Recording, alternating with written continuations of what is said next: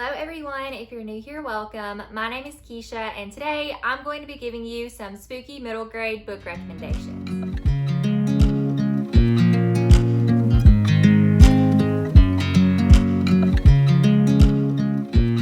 I have literally done, it feels like a ton of spooky middle grade recommendations here on my channel, but I'm back today because Boookathon is coming soon. So if you don't already know, I host a spooky middle grade readathon that takes place twice a year. So it happens in the halfway to Halloween point in May. This year in 2023, it will be from May 1st to May 7th.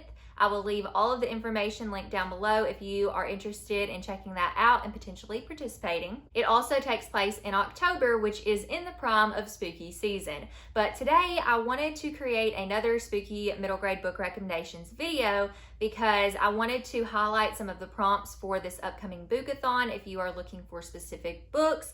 And then I ended up just pulling out every stinking middle grade book that I own that is spooky to share with you guys. So I'm not going to go in super detail today. This is just to highlight some books that I own that I'm interested in, ones that I've read, and hopefully introduce you to some that maybe you haven't heard of before. I am going to talk about a few that I don't own, and I have a couple notes on those, but we're going to go through this pretty quick. But I also wanted to mention that if you need any more spooky middle grade book recommendations, I have linked down below my Amazon storefront where I have a list of, I believe, 210 spooky middle grade books. Now, it is not overarching with every single spooky middle grade book out there. I know for a fact that I did not include like Mary Downing Hahn's books. I didn't include every single Goosebumps book. There are a lot of books out there that are spooky middle grade, and there are a lot that people are familiar with, but there are also a ton that people aren't. So I tried to find the hidden gems for you guys, and so without further ado, check that out if you would like. I do earn a small commission if you do purchase using that link, just to let you know, but it's there mostly for your viewing and being able to find more spooky middle grade books other than what I'm going to talk about today.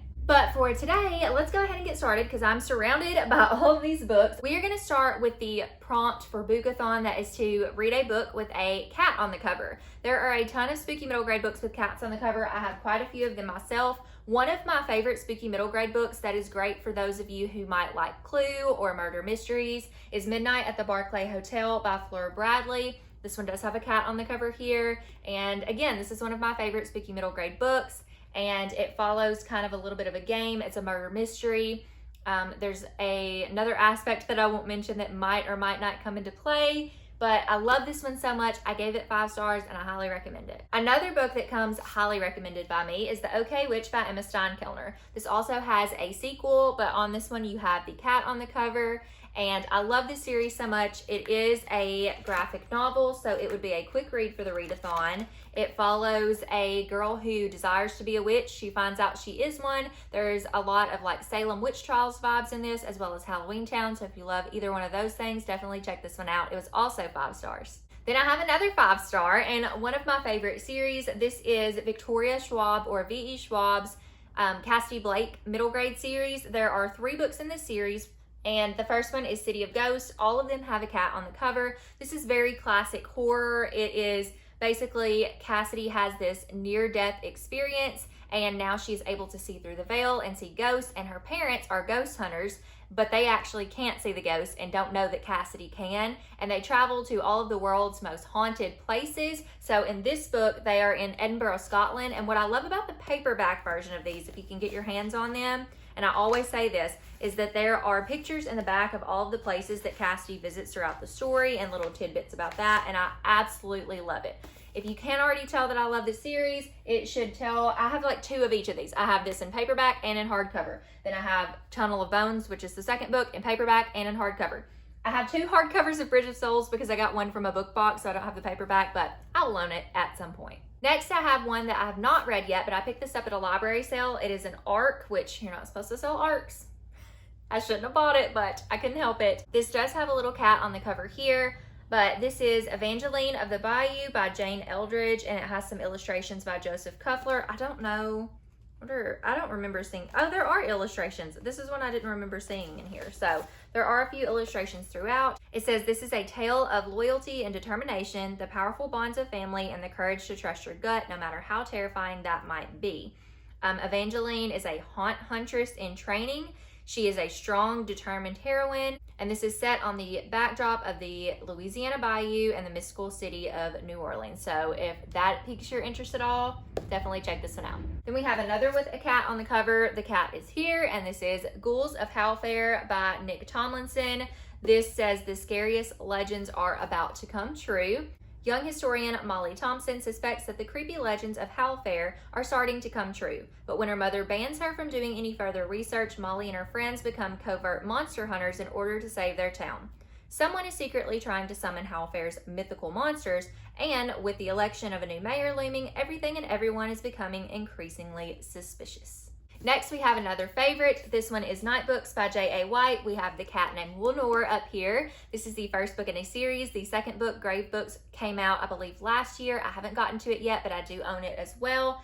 This is kind of a fairy tale retelling. There are lots of elements of like Hansel and Gretel in here. It's about this witch who lures these children into her lair. And this is a little bit of an Arabian Nights retelling too, because our main character, Alex, has to tell the witch Natasha stories every night in order for him to stay alive. So that's kind of the Arabian Nights feel, but this is a really good one, especially if you like a little sprinkle of dark fairy tales. Another favorite of mine is Coraline by Neil Gaiman. I feel like most of you have probably either read this or know about it, but I love it so much. I highly recommend checking out this story in every form. This is the illustrated edition, and so it has different illustrations. Let me show you. I think the original book has some of these illustrations too, but there are illustrations in this one, and there is a graphic novel edition, and I highly recommend, if you are going to read this physically, to also read it with the audiobook, because Neil Gaiman does an amazing job narrating this. And there are also some really creepy scenes with the mice in this book where they sing, and it just sounds absolutely terrifying. But this is basically about this girl named Coraline who comes into this new home. She finds this small door and goes through it and finds that she has another mother and another father on the other side that seem to be a little bit more pleasing to her at the moment than her current parents, but things turn a little bit sinister. This is a short book, great for a readathon. If you have not picked up Coraline yet, you absolutely should. Then we have Behind the Bookcase by Mark Steensland. This is one of my all-time favorite middle grade books in general, but especially spooky middle grade. This one absolutely took me by surprise. I loved it so much. There is a cat on the cover of this one as well. This is about a girl named Sarah whose grandmother has passed away, and her brother and her parents are going to clean out her home, and she ends up finding this note or this unfinished letter that her grandmother was writing to her that says, "Strange things are happening behind the bookcase." This is a story of good and evil. It is so good. I loved it so much. The illustrations in here are also absolutely fantastic, so I highly recommend checking this one out as well. Then we have one I haven't read yet. This is The List of Unspeakable Fears by J. Casper Kramer.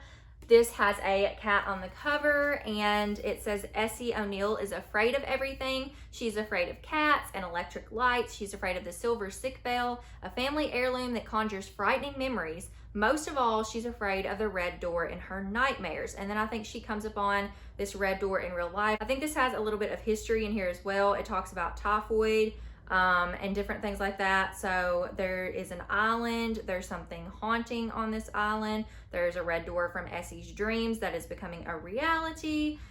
There's a lot of different stuff going on in this one. Like I said, I have not read this. I don't know a lot about it. I haven't heard a lot about it, but it definitely sounds interesting. Then we have a classic turned graphic novel. This is Bunnicula by Deborah and James Howe, but this is illustrated and adapted by Stephen Gilpin. So this is a really cool classic story if you have not heard about it already. It basically just follows this cat and dog who are getting to know their new family pet, which is a bunny who seems to have vampire-like traits.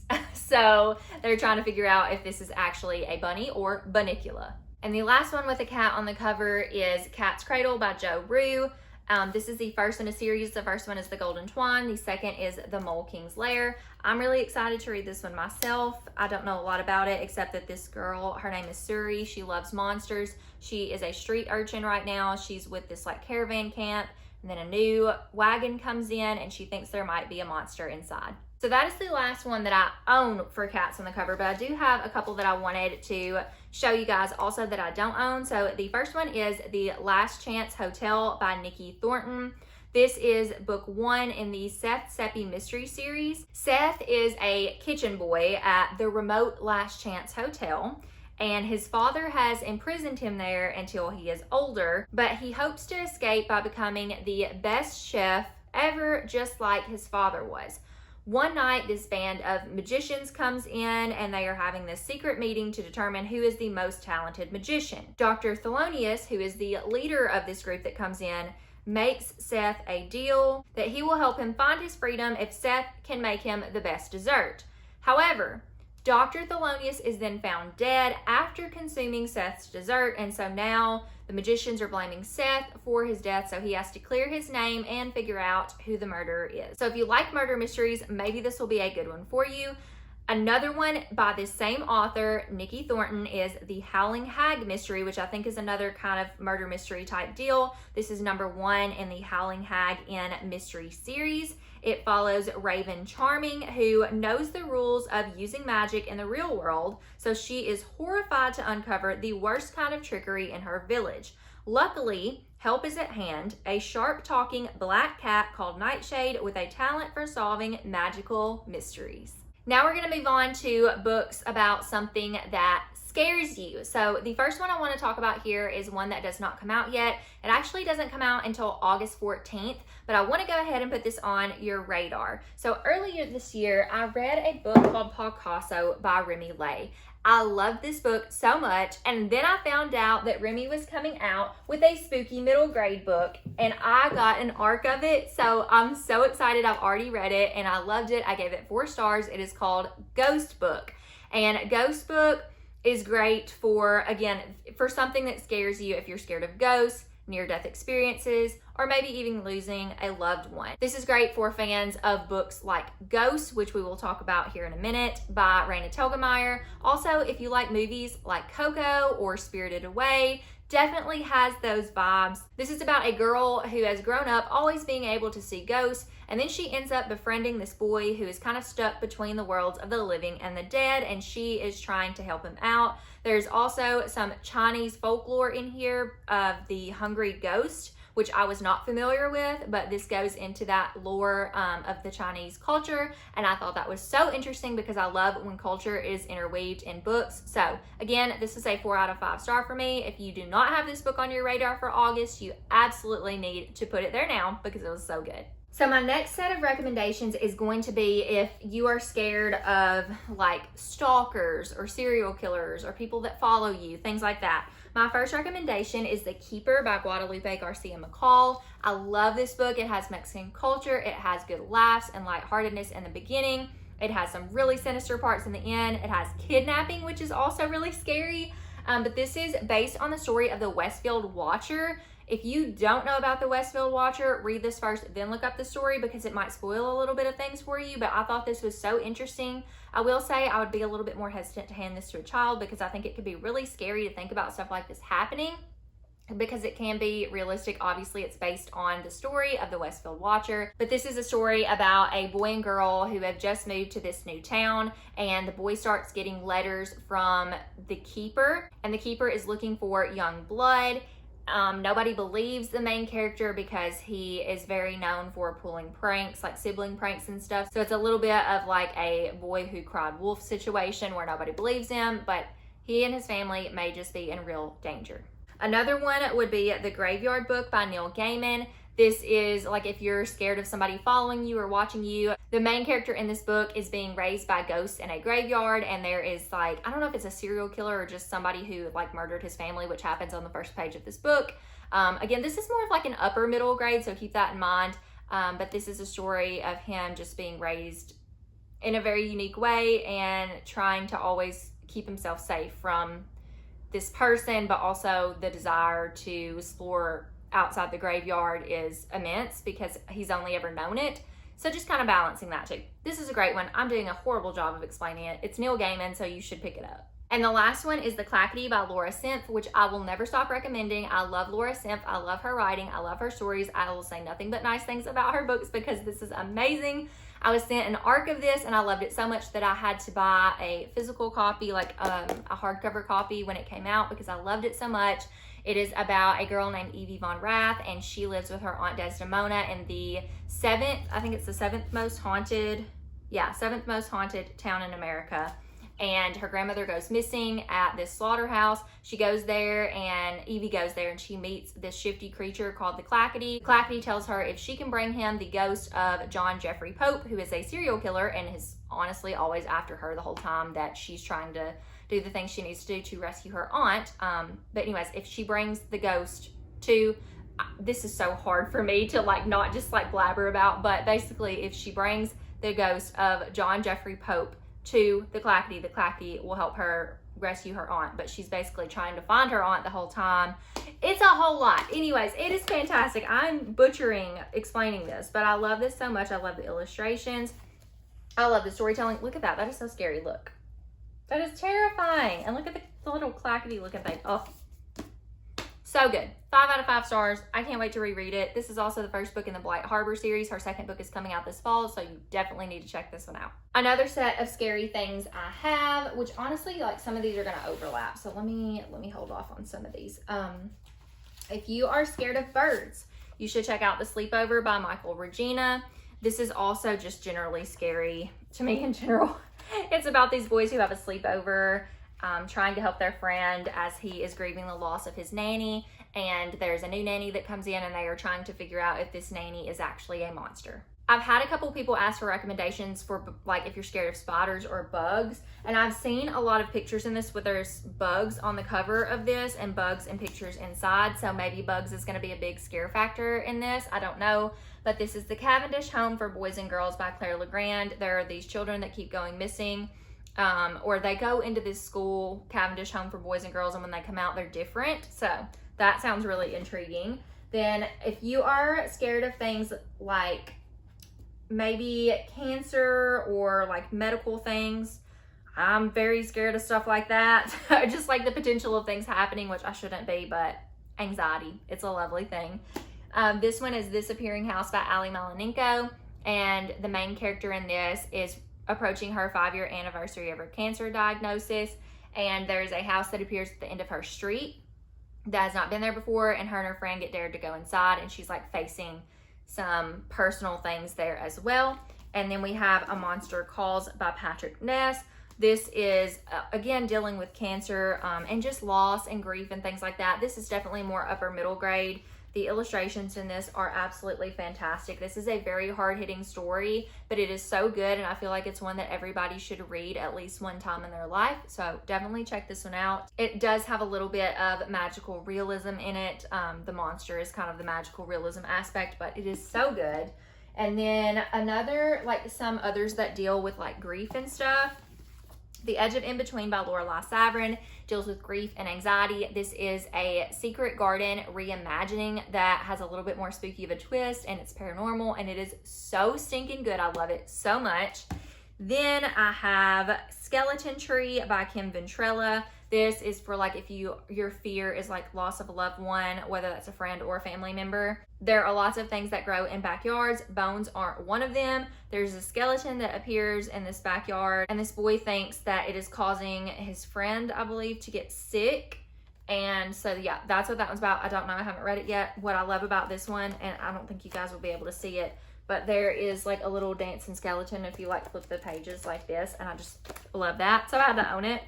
This is also dealing with loss of a loved one. So this is The Girl with the Ghost Machine by Lauren DeStefano. I just recently picked this one up. I don't know a lot about it. I think it kind of reminded me of Casper. Like, you know how there's like the whole machine where they're trying to bring back loved ones, like ghosts of loved ones or something like that, or bring back people. This is kind of reminded me of that and giving me those vibes. So anyways, I know I'm rambling. I have a lot of books to talk to you guys about, so this is going to be a little bit chaotic. Another thing, if you are scared of like mannequins, shadowy figures, like the woods, anything like that, our group buddy read is What Lives in the Woods by Lindsay Currie. So this is definitely one to check out. I'm so excited to read this one. And we also have some other Lindsay Currie books here that I'll just go ahead and show you because I think I own all of her books now. So I have Scritch Scratch.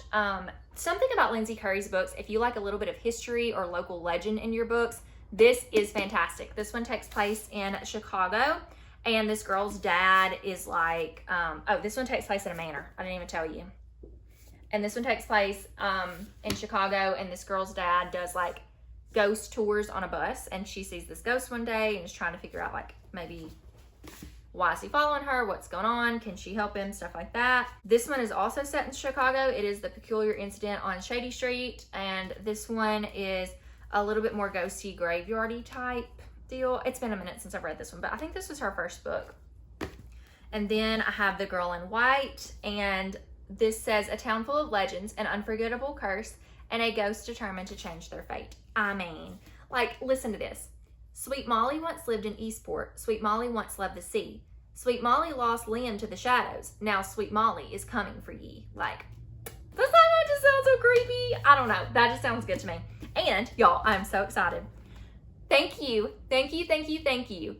Source Books, Young Readers. Oh my goodness. This doesn't come out until September. I have It Found Us, which, by the way, that boy's eyes are like terrifying. Terrifying. But I have an arc, a physical arc of Lindsay Currie's upcoming book, and I'm so stinking excited. Let me tell you what this one's about since it's her upcoming release.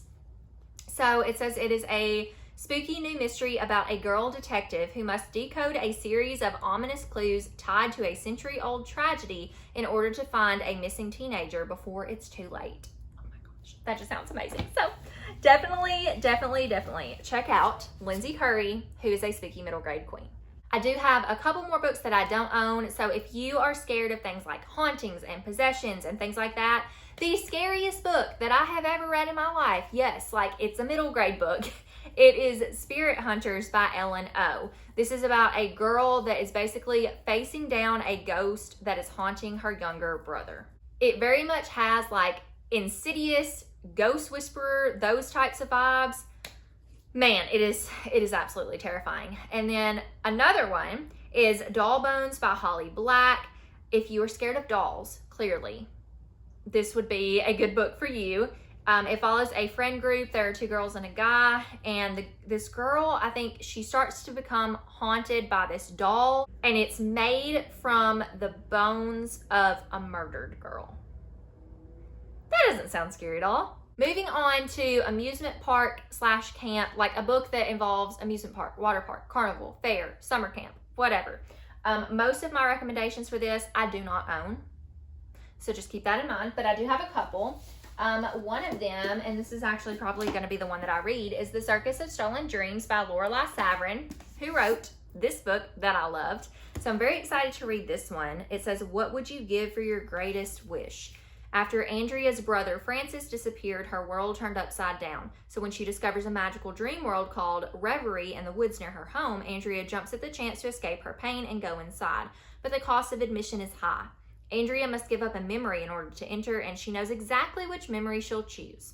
So she gives up this memory, finds out like this is really more of like a dark nightmare world. She's got to find her brother now and figure out what's really going on in Reverie and break free from this sinister dream world. Next, I want to recommend the Small Spaces Quartet. I will never not talk about this book. This is one of my favorite series of all time by Catherine Arden. The first book is Small Spaces. If you were scared of scarecrows, read this book.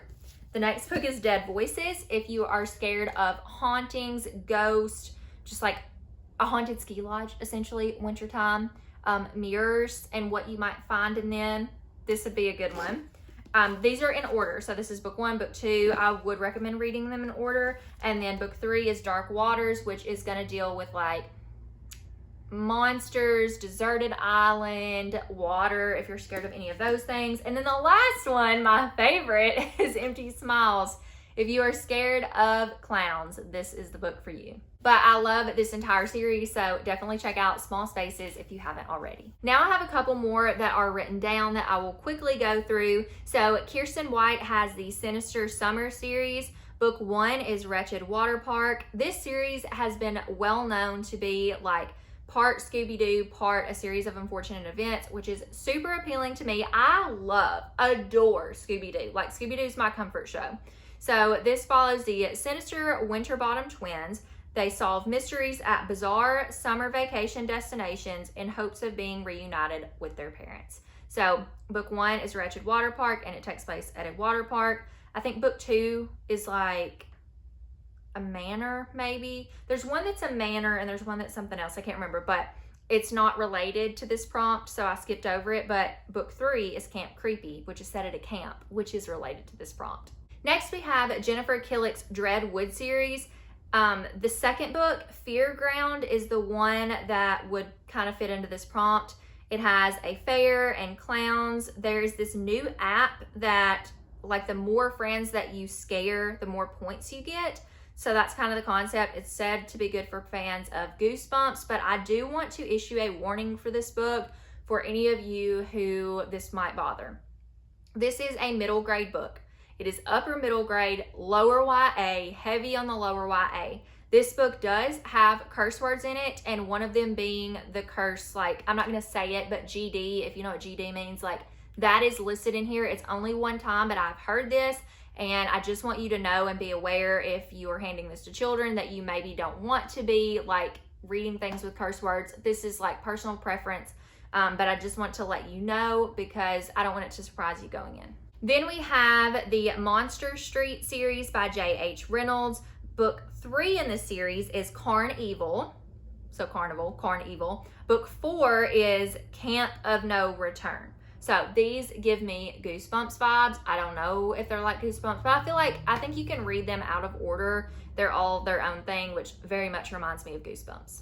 So speaking of Goosebumps, why not mention a couple of Goosebumps books that are set in amusement parks, camps, all those fun things. So you have One Day at Horrorland, Escape from the Carnival of Horrors, which is a choose your own adventure book, A Nightmare on Clown Street, which also could work for the fear factor of clowns, and Welcome to Camp Nightmare, which I also loved. I've read that one, so that is a super good one. Then another book that I want to mention is Odd Occurrences, Chilling Stories of Horror by Andrew Nance. This follows two best friends, and one of them goes missing, and then there's also this paranormal podcast that hopes to reunite them. So Tobin is trapped in this house of mystery and mirrors at Carnival Nocturne. There's your carnival. There are haunted dolls, there are escape rooms, there are alien lake creatures all in this. I think these kids start this podcast, or something happens with this podcast where people start telling their horror stories, and Zeus is Tobin's friend, and he is determined to find the carnival that Tobin is, like, trapped in. And so they're hoping to lure out these monsters and ways to find Tobin by way of this podcast somehow. I don't know. It sounds really interesting to me. Then we have Camp Murderface by Josh Burke and Sandra Mitchell. This is good for fans of R.L. Stine and Christopher Pike. It is set at an Ohio summer camp in 1983, and it is upper middle grade, lower YA. Then we have Camp Scare by Delilah S. Dawson. This follows a 12-year-old named Parker who only wanted a summer of fun and new friendship, but then she discovers a nightmare instead. So there are bullies at her school, and she is really excited to go to camp and kind of escape that and have fun. But the mean girl at her school is not only at her camp, but in her cabin. So she turns everybody against her except this one girl named Jenny. And her and Jenny become friends, and they start to uncover these secrets that something bad happened at this camp that won't stay buried. And the last camp book that I have is Secrets of Camp Whatever by Chris Grine. This is a graphic novel, and it follows Willow, and Willow does not want to go to Dad's summer camp. There is a mystery here involving stolen snacks, suspected vampires, and missing campers, and this camp is shrouded in a fog that is said to hide generations of secrets. So those are all of the prompt specific recommendations. I'm going to fly through the rest of these, not really give synopses, but if any of these books sound interesting to you, I wanted to show them off. All of these spooky middle grade books deserve lots of love, so if you find any, hopefully you do. If you are looking for some witchy ones, I would recommend Eva Evergreen, Semi-Magical Witch by Julie Abe. This is definitely going to be a more lighthearted versus spooky read, but I would still count it for Boookathon. Then we have 13 Witches, which is book 1 in the series. This one is called The Memory Thief, and it is by Jodi Lynn Anderson. Then I have a few graphic novels here. We have Garlic and the Vampire by Bree Paulson, which also has a sequel called Garlic and the Witch. The art style in this is beautiful and really fall-esque, so love this one so much. Great anxiety representation. Then we have Ghost by Raina Telgemeier, which is one of my all-time favorites. I love the art style in this one. It also has cystic fibrosis representation. And then we have Seance Tea Party by Romana Yee, which is another favorite. I love the themes of friendship in this one and just the sense of like holding on to your childhood even as you grow older. This one starts with a quote by C.S. Lewis that says, "When I was 10, I read fairy tales in secret and would have been ashamed if I had been found doing so. Now that I'm 50, I read them openly. When I became a man, I put away childish things, including the fear of childishness and the desire to be very grown up." Then I have Sorcelon by Sylvia Doye and Paolo Antista. This is a translated work from French, and I love it. The sequel to this comes out in the U.S.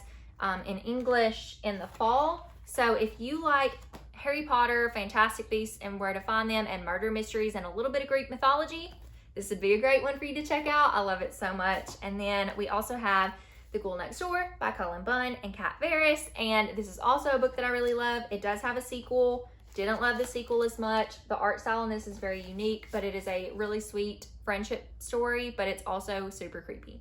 Then I have some more classic ghost story type stories, if you will. So if you like classic horror and just a really good ghost story, I would recommend The Haunting of Avalon Jones by Phil Hicks. This is the first book in the series. There's also a second and third book out currently. Roald Dahl is really popular for the witches, so I also have the graphic novel here if you are interested in the story. It's very quirky, but also still pretty spooky. Then if you just like ghost stories in general or would like a mix of stories, we have Tales to Keep You Up at Night by Dan Pawlowski. I have Scary Stories to Tell in the Dark, which is terrifying. I read this as a kid and it scared the bejesus out of me. And then I have Scary Stories for Young Foxes by Christian McKay Heidecker, which I'm really excited to get to soon. So these are like all short horror stories. Then this one is The Legend of Skeleton Man, which is a 2-book collection. It has Skeleton Man and The Return of Skeleton Man. This is by Joseph Bruchac. And then I have 2 classics. These are actually books that I had in my childhood. So these are my books from my childhood. So I have Goosebumps by R.L. Stine. This is Piano Lessons Can Be Murder. I did take piano lessons as a child and I did not get murdered, thankfully. Then we have Vanicula, A Rabbit Tale of Mystery by Deborah and James Howe, which is just like the graphic novel I mentioned earlier, except this is the actual first book in the series. So those are the classics. And then I'm going to run through these super quick because these are all just really random. So we have Daybreak on Raven Island by Flora Bradley that takes place at a prison similar to Alcatraz. We have Hoodoo by Ronald L. Smith, which is, I think, set in New Orleans, but it follows, think Hoodoo, and you'll basically know what this is about. Then we have The Jumbies by Tracy Baptiste, which is following this Caribbean folklore of the Jumbie. Then we have 13s by Kate Alice Marshall, which is an upper middle grade, lower YA. Then we have Let the Monster Out by Chad Lucas, which is said to be possibly good for fans of like sci-fi or Stranger Things.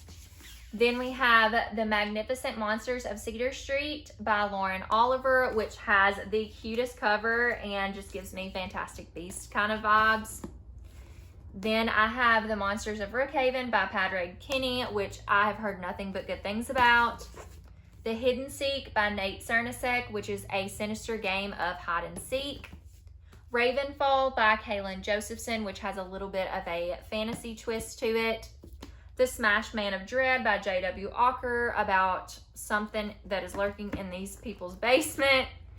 The Plentiful Darkness by Heather Kastner, which also has a little bit of a fantasy twist to it.